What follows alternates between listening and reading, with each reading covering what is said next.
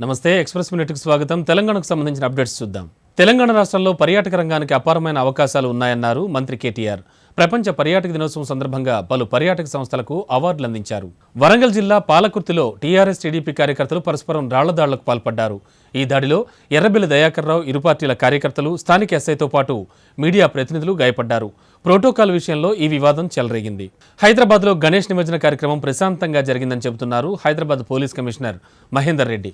నగరంలో అన్ని ప్రాంతాల్లో వినాయక శోభాయాత్రను సీసీ ఫుటేజ్ ద్వారా ఆయన పరిశీలించారు. ఆదిలాబాద్లో గణేష్ నిమజ్జనం కన్నుల పండుగగా జరిగింది. గణేష్ శోభాయాత్రలో జిల్లా కలెక్టర్తో పాటు అధికారులు పాల్గొన్నారు. ఎక్కడా ఎలాంటి అవాంఛనీయ ఘటనలు చోటు చేసుకోకుండా పోలీసులు భారీ బందోబస్తు ఏర్పాటు చేశారు.